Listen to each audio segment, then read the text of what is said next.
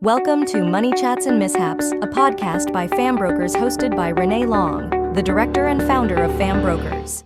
Thank you very much for coming today. So we've got Al from MA Money. So he's going to talk about and demystify some of those amazing things like alternate lending, specialist lending, what they are and how they can actually meet and support PAYG and self-employed. So we've talked a lot about self-employed in a couple of other podcast episodes, but we haven't got down to how PAYG and self-employed, tax returns and things like that. So over to Al and he can tell you his breadth of knowledge. How long have you been in the industry? Thanks, Renae, for that warm introduction. He's great. I have been in the industry a long time, pretty much into 12 banking. Years since you were 17? Yeah, pretty much. Yeah, love your work. Over 10. No, pretty much into banking straight out of school, but really? did the sort of main banking things, but really in the specialist lending space probably for the last 15, 20 years, which has been great. That's been an awesome evolution of my career because it's just so much more interesting than your normal banking work. Evolution is a fantastic word because it is the evolution of that mid-tier lending, not the privates, not the majors, but that non-bank lending that can provide that solution for a client. And not a lot of people know what it is. They think they can't get the deal, they don't want to get the deal, they think it's going to cost them more, when in fact sometimes the rate of 7.95 and the rate of 8.95 is actually the same when you look at the fees and charges. Yeah. And what it can save you with settlement. So yeah, absolutely. So, sorry about cutting you off there. No, not at all. And as I said, I felt probably the same when I left because I came out of major banks. Yeah. You sort of come into this space, and all of a sudden you're looking at clients with maybe arrears on their some of their facilities, or they've got some defaults or judgments. Where in the major bank world, that's a no-no. All of a sudden you've got solutions and ideas as to how to help these people. And happy clients. Happy clients, but also there's some really good people out there who've just had unfortunate events happen to them, and there's a real satisfaction in being able to provide solutions for them. And when just back to your point about the rate and things like that, or the rates and your fees, and whilst our rates are they're very competitive in that sort of mid-tier space that we play in, they're a little bit higher than the majors. So, but it's that price for risk type situation. But risk costs. Correct. And solutions costs. Correct. And what we provide at MA Money is not necessarily, maybe for some clients it is, but for a lot of clients it's not their forever loan. It's a step in a process, and I think that's something that we're trying to educate our brokers about and explain that to them, and so they can then help their clients in a way there as well. So I still talk to brokers on Monday and Friday, and even though I am a broker, I don't feel like I'm in competition to brokers, and most brokers now, they're like, we all work together. When I was a BDM, you're not in competition with somebody, even if you've got similar products, because there's always niches and things that somebody else does. Yep. I mean, I used to handball deals over to you when you're at another company, I don't know whether we can say it, handballs to other BDMs, and I'd get phone calls back, and we'd share the love to provide the solution for the broker and the client. Absolutely. And the same now. So I'll get younger brokers, and or people that have come into the industry and they don't have experience, and because I'm shy. Of course, yes. I know. I don't talk to a lot of people when I'm out, okay? So usually I make about 10 friends on a day, woohoo! And they'll ring me up and they'll say, where do I put this? I don't know what to do with this. This is a bad deal, blah, blah, blah. It might not be. So with what you were saying before, some people have life events. So it can be medical, it can be accidental, it can be anything. I've got a client at the moment, she's ex-military, and without disclosing anymore, there was a situation. She's now resigned. She was in the military for over 20 years. She gets a pension for the rest of her life because she served the country, she's protected us, she's done a wonderful job. And sometimes military personnel find it hard to get those loans because it's a pension. With MA Money, I know you find solutions, and sometimes it can be that Airbnb income that might not get taken from a major. The income that the person makes, it's not because they don't service and they can't get the loan through the major banks. It's because they don't meet policy and they're not taking into account those extra incomes that they get. That are genuine incomes as well. Like they're genuine incomes. Even foster carers, if they've been foster caring for a long period of time, I've done two sisters and a mum who bought a property that had 2 small cottages and a house, and they bought it together only on, and that was just before the rise, mind you, they only ever fostered kids. So it's a great profession, and those kids got one-on-one, and it was like their own little community village, and they had, you know, a community swimming pool and a little playground and that sort of thing, and they made it their home. Yeah. But they couldn't get it anywhere else but somebody like MA Money to provide that solution. So it's that income thing and that lifestyle thing and the credit hiccups. So many people phone up, I didn't think I could get a loan, or I've been bankrupt. And that's a shame. And I've said it in a couple of podcasts. I hate it when people feel shame about something. It's not your fault. And if it is your fault, it's a bad decision. We all make mistakes. Correct, absolutely. It's how we move on from that. Yeah. I mean, Einstein said, insanity, you just keep doing the same loop pretty much over and over and over again. If you keep going back and doing the same thing, we may need to talk. Yeah. But learning from that and being in a different position, people want to have their own homes. People want to have their own commercial business. Self-employed people, it can be that they haven't been paid. A lender went into administration. And there's certain industries that can be a bit more volatile. With your type of lending solutions, you allow that whole space to be opened without judgment and credit scoring. So talk to us about how you can support somebody that may not have the best credit score. So on the income piece, absolutely. That's probably one of our strong niches at MA Money, where I work now, but is that ability to look at those income sources outside of the normal. So your things like pensions that are payable for the rest of their life, either a disability or a veteran affairs type pension. Also income protection, workers' compensation. We can also help with those as well. So.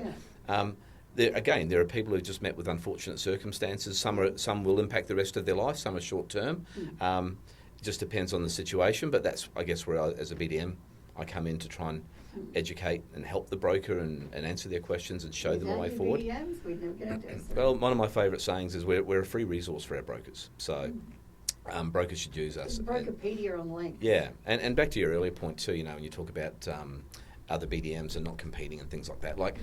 I don't feel like that at all within our industry. It's literally like probably some of my best friends and best relationships are within other BDMs and other companies because as a BDM who just wants to help their brokers, that's where my ultimate job satisfaction comes from, is in seeing my brokers' businesses grow. If I get a phone call and they go, I've got this scenario, and I go, look, I can't help you, I'd like to be able to go, but at least give such and such a call, or give this person a call. I'm pretty sure they do that. And you all work together. Obviously, find that solution. I'd love it to work with MA Money if we can do that. Happy days. Yeah. But the good thing is, I think all the other BDMs are exactly the same. So so that works really well, and that's how we operate.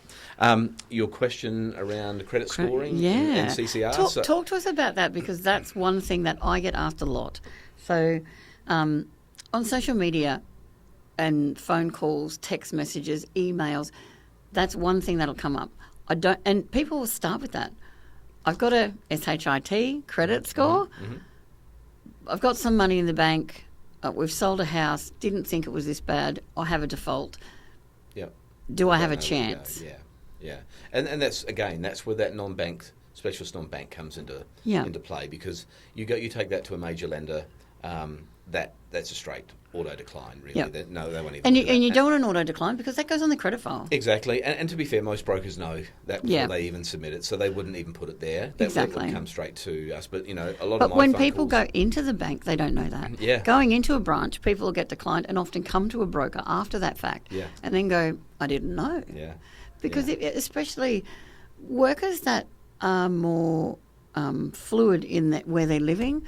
You'll lose a Telstra bill, or you'll forget about something. Things happen with life. And in the world today where everything's emailed to you, it can get lost in your inbox, and it's really easy for those little things to happen. So unfortunately, a lot of those minor ones, your Telstra bill, a couple of $100 or something like that, they sort of fall away to be pretty minor sort of indiscretions in these days. It's probably more those bigger ones, your credit cards and home loans and car loans and things that can cause the problem.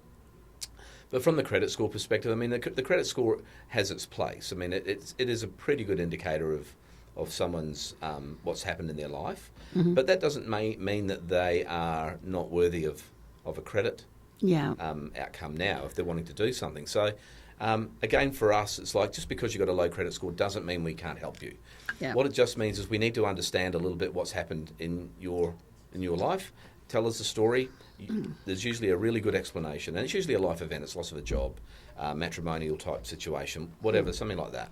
It's usually what causes clients to get into some sort of hardship or some sort of arrears or default situation. Invariably, they're just in that situation where they're through that, and they just need a hand to get to the next step, to get back on the ladder, and that's where we come in and we can help them. We get them to that facility.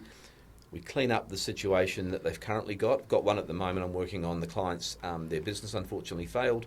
Very strong clients, but they've got this business loan that's absolutely crippling their cash flow. So they've got PAYG jobs, but there's such a benefit in us being able to consolidate. So I think their credit score is like 200s or 300s, like it's low. But these are good people who have, and you can see on their statements, they've been trying to make all their payments and things, but we will... They're just struggling. You're putting them in a better position for cash flow purposes so that they can live and not have to go bankrupt, lose their house type of thing. Exactly right, and that's pretty much the situation. And so, we'll tidy that up. They stay with us maybe for 18 months, 2 years, and a broker will keep in touch. Their broker will keep in touch with them. And then in 2 years' time, set out the parameters that you need in the meantime. You need to make your monthly payments. Don't take on any more debt. And that's what your brokers do. So for first home buyers, I send through, these are the things I want you to do to clean up your bank statements, and I'll get, I don't do this, I don't do this. When I receive the bank statements, I'll highlight, send back to say, look at line 5. So let's work through this, and I'll put them on a plan. When somebody's been in that type of situation, the broker will sit down and say, okay, you'll follow them up 1 month after, 6 months after, 12 months. And you're right, sometimes they haven't done their tax returns, or they've been in a situation but they needed to pay something down, but then their credit scores have gone up because things have fallen off and their credit score's better. They've been making the repayments, and you can definitely get that better off overall position. So that's really important by the end of it. And the and I call them the mid-tier lenders. I know not everybody does. They call them non-conforming, non-bank lenders. Non-bank lenders. It's fine, but it's like there's a lot of grey with everything. It's not just black. It's not just white. There's no black or white anymore. It's more than Neapolitan. It's I love ice cream. Sorry, just putting it out there. Right. But it's about that understanding of where they can go and what they can do. And you're only going to be here, whether it be 18 months, 3 years, or 5. There's a plan to get you in a different space, and it's that journey along the way. I mean, there's no yellow brick road or little Toto. It's different for every client. But exactly, it's different for every client. But it is the yellow brick road because you're starting here and you get to Oz, at the end of it, and without organisations like you. And people don't know that. I didn't know you did DVA. I knew that you did work cover, but, what you don't know, you don't know. And with clients, people going out there, they can say, oh, well, I heard this, I talked to somebody for this. And the credit scoring is really harsh because sometimes everything now is reported, and it's mainly those credit cards. If you're 1 day late on payments, some just automatically flick it on, and that impacts everything. And a lot of people don't fully understand. I think it's still quite young in its infancy, the credit scoring world, and a lot of people don't understand the implications of it as well. So they're not maybe as studious with their payments as what they should be. That will change. And Google broker and Google banking doesn't mean, so it's like Google doctor, I mean, Google doctor is the most hated doctor in the industry because you get people that go, oh, I've got such and such. Really? Where'd you get that from? Did you see the doctor? Oh, my God. And they're like, oh, no, I Googled it last night. I have every symptom. They haven't had the test. It's a genetic test. It's going to take them 6 months to find out. Hopefully they don't have it. But it's the same. They'll say, no, I can go to this. And you get a lot of clients that say, oh yeah, I need this, but I've looked at these places and this is where I can go. But it's also LVR, and that impacts it. So if the credit score's an issue and they only have $2,000 in the bank, but they have assets, that doesn't stop them. No. And a lot of people think that they can be asset rich, cash poor, with not the best credit score, or have a couple of hiccups along the way, some late payments. But you can see that the person's trying to get out of that. And that's the key. That is the key thing. And that's exactly the scenario I was just talking to you about before. Yeah. And that's exactly what we can see is client's got a house worth, 1.5, 1.6 million. The loan I think we'll do might be 600,000 or 700,000. So very strong equity position. But we can see on all of the facilities that we're paying out, there are effort to try and keep up with the repayments every month.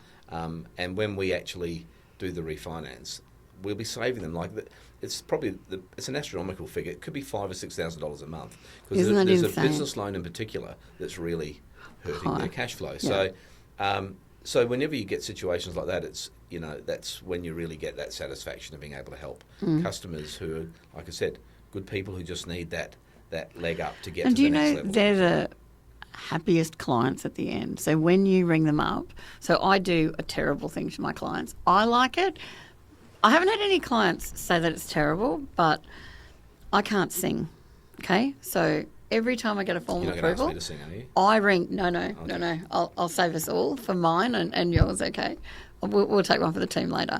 So I phone every client and I sing "Happy Formal Approval Day to you," and I just belt it out. And even my clients that have referred clients to me will say, "She's mad," and will sing you "Happy Formal Approval Day." And I didn't sing one-to-one.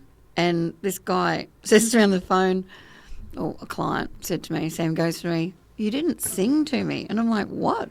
Such and such said you would sing to me." And I'm like, "Hold on." And I belted it out and he's laughing hysterically. But I didn't realise my clients thought of me in that aspect because I think it's terrible. But I get such a satisfaction. I've had clients But it's not on actually the about the quality toilet of the singing, though. and cry to me with their pants down in the toilet, and then they tell me they're pants down in the toilet. I'm like, yeah, I'm going to stop now. Yeah. I'll let you do your thing and phone me back when you're ready. It's not about the quality of the singing. It's just about this is what Renae does. And it's But it makes me feel good. Yeah, absolutely. Okay, 100%. that is the best thing. So doing something like providing that client such a solution that they can breathe. Yes. It's an amazing thing for that person. And you get clients that cry to you. You get clients that scream and rant. And you know what? We all, and we were talking before, we all have a good and bad day. Mm-hmm. And, it's life. But when you can get somebody that is down here and they will feel like they're up there, that's the best feeling. Oh, absolutely. And as a BDM, I guess we're a little bit removed from that because we don't get the client contact. We get excited, brokers like me. We get excited because like I said, brokers are my clients and brokers are where I get my satisfaction from, where I know I've provided a solution and provided a good service to my brokers so that they can then provide that to their customer. And I know you're a good BDM because when you worked at a previous company, I put a deal through and it was my first deal with that company years and years ago. You rang me up and you went, "You got formal approval," and I went, "Woohoo!" And I think I was at a set of lights, and I'm sure people looking at me say, "Oh, this one's on drugs." But that, mate, you were the most amazing BDM, and you'd say, "Oh my God, did you use Alastair? Oh, he was so good." Thanks, Renae. But you do, and you get that relationship with people because, you told me a great thing, I told the client a great thing. Yeah. That client is in a different position and they get into that great space. Yeah. Life is full of ups and downs. Yeah. They're the good days. Exactly, they're the good days. Yeah. Not every day's a good day, correct, but those days are gold. Yeah. But when you're not having such a good day, it doesn't mean to give up. No, absolutely because not. there's so many of those solutions. So can you tell us a funny story or another great solution that MA Money and you have assisted a broker and clients with? The one I'm working on at the moment, I've got to be honest, is probably the most, not the most complex one, but probably the one that's going to create the most benefit for a client. Just simply, like I say, from a cash flow perspective. Yeah. I mean, we've done lots of these types of ones, but often, you might be playing with, saving the client $500 a month. And don't get me wrong, that's still a lot of money. Yeah. But when you're saving clients thousands of dollars a month, which we literally are in this situation. Like $5,000 a month is huge. It is. And you're looking at it, and when I'm working at it with the broker, because obviously the broker's doing the work and then we're cross-checking. And so it's been on the go probably 3 or 4 weeks. But when we're actually looking at the numbers, I'm going, is that really what we're saving? And he goes, yep. Yeah. And I'm going, that's just crazy. Yeah. I mean, that's life-changing. $5,000 a month is life-changing. Well, that's a wage. It is, because, like I said, and you touched on it before, there's a client there who's probably on the cusp of losing their house. So, and they're not being able to keep up with everything. So, and what they're actually paying now, so you will make is their Christmas significantly more than what their payment will be on our new loan. So you effectively are Santa Claus. Oh, I'll take this that. phone Right? Yeah. So you're giving them the Christmas gift. Oh, look, it will definitely, it will change their world. It will allow them to keep their house. It will improve their cash flow. And that's good. It will improve their lifestyle. And like, again, I've said it before, and we touched on it before, it's not their forever loan, because they are not bad customers. Yeah. And their credit actually is pretty good. Their credit file is actually quite solid. There's no defaults or judgments or anything like that. Yeah. So, in 2 years' time, and probably even less than that, probably 12, 18 months' time, those clients will be ready to be refinanced either to a prime loan with us, or maybe to a major lender or another lender who's maybe got a cheaper rate and more of a longer-term solution for them. Yeah. We I mean, they don't that. have to change, but They don't have to. generally they Yeah. do. Sometimes they do. Yeah. But, yeah. And look, the good brokers out there will map out the process and the plan for the clients, because, like you said, there's some clients... I call it the pool steps.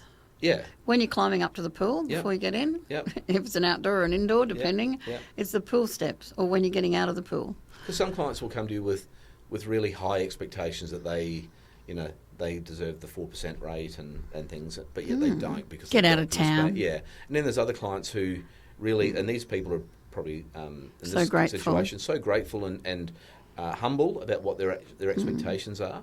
But, and again, you touched on it before, it's about the broker explaining what the expectations are of the client over the next 12 months or 24 months or 5 years, because every situation is very different. But there's a couple of really good brokers I work with that play in this space. They're very good at that. The rate that the client pays is probably the last thing they even talk about.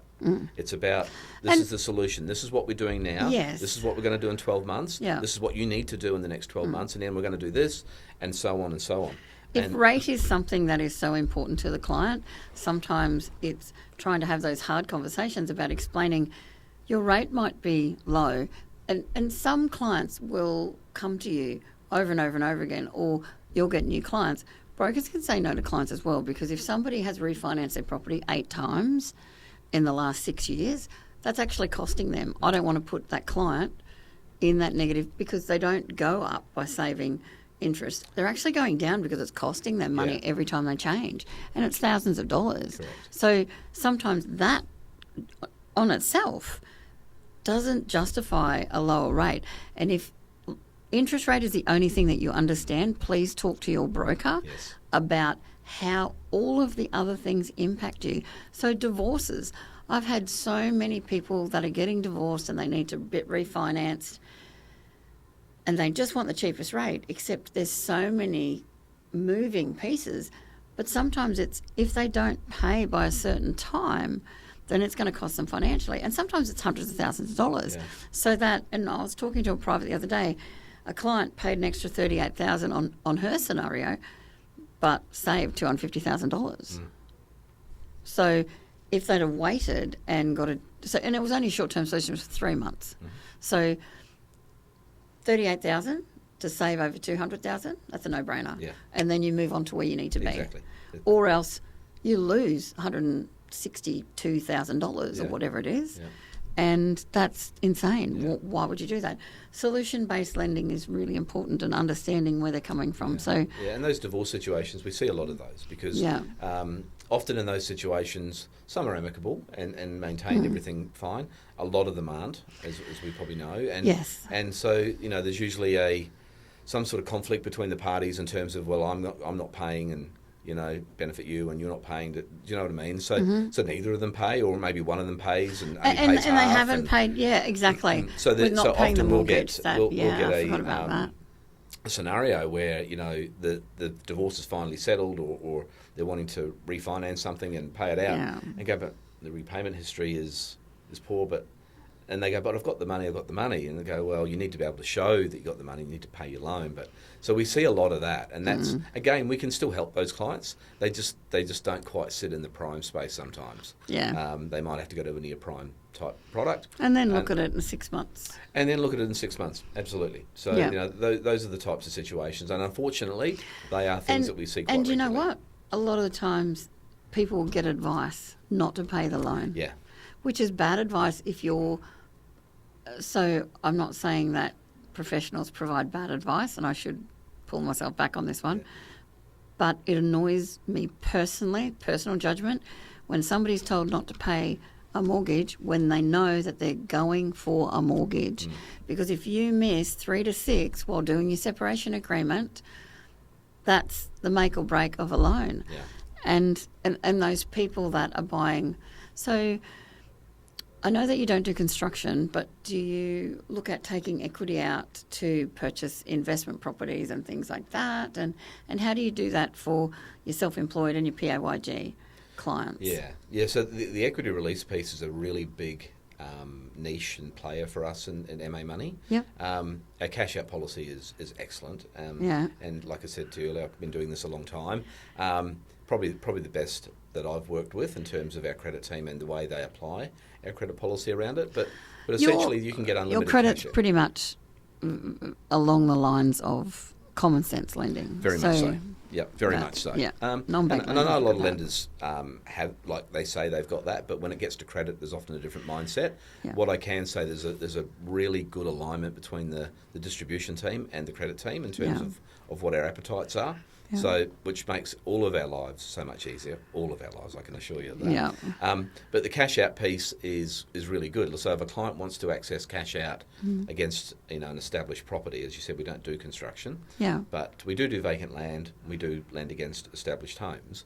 And not everybody lends against vacant land. No, And some no. people think that you can get a 90% lend on vacant land when Yeah. you can't really. Well, we're one of the better ones. We will get a 75% on vacant land. That's really good. And the good thing with vacant, we'll do cash out against vacant land as well. So Oh, okay. So that's a bit of a niche for you guys. Yes, up to 75. So all of those opportunities. Absolutely. So we do a lot of equity release, though. So a lot of builders who may be wanting to build a specky or something like that. They've got some equity in their What if own somebody home wants or to their pull property. cash out to put a tiny home on, which they've got plans, they've got all the things. They are going to get water and electricity to that property. Yeah.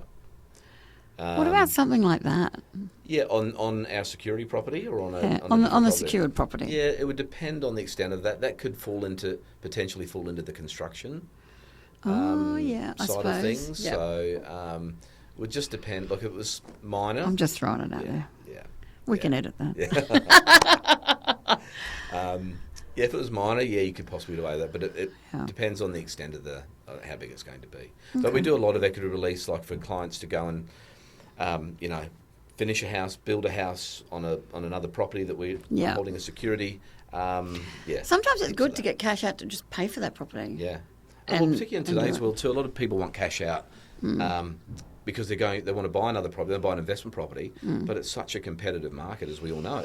Oh, such a hot They market. they can go in there as a cash buyer, so that gives them It gives them that heaps of edge. leverage. to And go and it's great because they're the clients that don't come to you on the Wednesday and say, I've signed an unconditional contract. My borrowing capacity's fine. I've changed my jobs 3 times. I haven't done my tax returns. And I've transferred $150,000 for that property over there. I'm so happy. Can you get me the I'm loan? selling next week. Yes. How did you know? All right. I might have So, seen a couple of those in the last couple of weeks, so. but it's funny. So, some people are so confident and others aren't. Yes, yeah. And But- that comes back to what we were saying before. Some people have these really high thinking that Expectations. they're a bit higher than what they really are. They're not across, and not that they're bad customers. They just don't understand the regulations and the compliances in our industry now. You know what you know, but you don't know what you don't know. Correct. Until you get, and that's at the learning piece of, what does this mean? NCCP loans. So I've actually got a very riveting podcast coming up about NCCP and what that means to the lending landscape. Yeah, So yeah. now, one of the conditions for podcasts, for me anyway, is you have to have a funny banking story or you have to have a funny dad joke. Which one did you bring? I brought the dad joke. Excellent. I don't. Funny banking story seems like a bit of an oxymoron to me. Like banking and funny don't really go together. Okay, can I give you mine? Yeah, give me. Okay. Yeah. So I had a first home buyer, and I give this so much because it's a bit of a giggle, but I assumed that this person, they were buying a house, they had just finished their degree, they were a professional, smart guy, on his own, great income, buys his first house, gets the mortgage documents delivered to his home because he wanted them in writing. And I said, you just need to get it signed by a JP. So I assumed he knew JP meant justice of the peace. He didn't. He thought it meant somebody with the first initial J and the last initial P. Oh, no. So he went onto Facebook, found a random person, we'll call them Justin Peters. How's that? Got that person to sign his mortgage documents, sent them back to the bank. The bank credit team rings me up and goes, who's Justin Peters? I went, I don't know. Who's Justin Peters? Then they emailed me. I'm checking my phone. I went, oh, yeah, I don't know. Phones the client. He goes, I didn't know anybody with the initials JP and I needed to get it signed by a JP. Yeah. And I'm like, justice of the peace, justice of the peace. And at that point in time, I got frustrated with him and me. And then I stopped and I went, what are you doing tomorrow morning? I said, I'm going to take you to a solicitor. We're going to get that signed. So I physically met him the next day. We went into a solicitor's office. I made the time, got him to sign, give him the legal advice he needed. I took that, got them a copy he got to keep. I physically drove into the bank's head office in the CBD and handed it over because, it was just a nightmare. So you don't know what you know until you know. And those unusual things on bank statements that you have to have conversations with. Yes. And they go, it's not from there. I went, actually, credit's done a search on that company. It is one of those places. I have seen a few of those, admittedly. But it probably shows you too, like we're all guilty of it, I think, in the industry. We, all these acronyms and things, and we just assume that everybody else, LVRs, JP, GRV, EMV, DSR, and things like that, and we assume everybody understands PPSRs. And all of a sudden we have to stop and think sometimes. And even myself with talking with brokers, because we have a lot of new to industry brokers as well. So got to try and sometimes just go less acronyms, more explanation. So I don't ever shorten JP anymore. No, I bet you don't. Time out for that one. It was so bad. Him and I still keep in contact, and I'm doing he's getting a self-managed super fund set up, and he wants to purchase property. And he rings me up and goes, I found a new guy, James Patterson and such, and he'll send me like pictures of people's names now as a joke along the way. So if we see somebody's name JP, I'll literally say, can I just take a picture of that? And I'll send it to him and he sends it to me. So that's our banter now. All right, so let's get into the dad joke. The dad jokes. Yeah. So what do you got? Hit me with it. I got a couple. All right. And because I didn't have a story, so I got... Oh, okay. No, that's fine. Bring it on. What do you call a sheep that can sing and dance? I don't know. What do you call a sheep who can sing and dance? Lady Baba. Oh, wow, that's bad. I actually thought that was quite a good joke. Oh, okay, sorry. I thought that was better than the dad joke. But Okay, next one. Sorry. The other one. What do you call a security guard at Samsung? What? Guardians of the Galaxy. I like that one. I thought it was good. That one was good. Okay, they were both good. Funny, my dad got born. He got married on May the 4th. May the 4th be with you. Purely because of that. Oh, really? Is he a Star Wars fan? Oh, yes, he is. Yeah. He loves Star Wars. Yeah. I'm like, you are so embarrassing. Yeah, that's all right. Yeah. But no, I like that. That's gold. Yeah. Thank you so much, Mr. Alastair. You've always been great. My pleasure. And it's great to understand a bit more about that lending space and what you can do, what you can't do, and why the solution can sometimes be so much better for you in the long run to get you in that position that you can. Absolutely. Any final tip that you want to provide? Final tips are never say never. Like, always speak to your broker. Always come and talk to your broker. Put your cards on the table. Find out what the situation is. Your broker will ask a lot of questions, get a lot of information, and then talk to me and see what we can actually do. Obviously, we'll try and get something done straight away, but if not, we can at least map out a plan to go, if you do this for 3 months or 6 months, then we can come back and revisit it. But a lot of times, more often than you probably think, we can actually put something in place now. So I think it's just clients should just use brokers. I don't understand why you wouldn't go to a broker. There are so many options. Look at you, you're invited back. And there are so many, but there are so many options out there now, and I think and there's I a don't lot of think clients specialists in different appreciate spaces. that, and I think go to a broker. We've got best interest duty. The broker will always have your best interests at heart and will present you with a variety of options. And, so instead of the one, you get multiple. if you want to walk into a suit what bank, you they're want. going to tell you what they've got. And but it's go only to a the one broker, they're going option. to tell you what other banks have got, and then you can decide which one is best for you. And if you don't like them, you can come back with other options. Exactly right. Yeah. Exactly right. So that's probably the biggest thing, because there are so many options out there. If you think you can't get a loan, speak to your broker. You just never know what's possible. And if you can't get a loan here, working on those plans with clients and future clients, I think it's the best thing, because financial literacy is huge. And what I mean by that is there's a huge need for financial literacy. And absolutely, yeah. One of probably the biggest conversations I have is around opportunity cost of things. Yes. Where a client will go into a broker and go, okay, I want to buy a house, and you go, oh, okay, you haven't got the deposit, or your credit score might be low, or your CCR might be out somewhere along the way. So you're not going to fit with a major lender. They ring me and I go, okay, yeah, we can help. The rate will be slightly higher. Yep. And when we say our rates are high, they're not that much higher, but they're slightly higher than a major. And then the client goes, oh no, I'll go and save more deposit or something. But then in that 12 months that they take to save their deposit, property prices have increased by probably 5 times what it would have cost them in extra payments. Yes, exactly. And I think so- people don't understand that. I've got a client who bought in 2016. He has just sold his house for $399,950. That's what he bought. 4-bedroom home. He sold it for $1.4 million last month. Now, opportunity costs. If he'd have bought that now, number one, he couldn't afford it. Yeah. Number two, he'd have never made. It's like winning the lotto. Yeah. And if you wait and not get into the market, sometimes you lose that traction, and it can cost you $300,000 more. And you never saved anything with that sort of money, and you never get that back. And you might have, like you said, in the space of a year, a house might have gone up $100,000. It might have cost you an extra $5,000 or $10,000 in repayments. I'm just making numbers up here, but in repayments over that time, I would have paid that $10,000 to know I was going to have an extra $90,000 of equity in a year's time. 100%. So again, it's that education piece around clients and just changing the mindset around financial literacy and how to manage your money. Yeah. Thank you very much, Mr. McCosh. My pleasure. Thank you, Renae. You've been awesome. Been Thank fun. you. Thank you.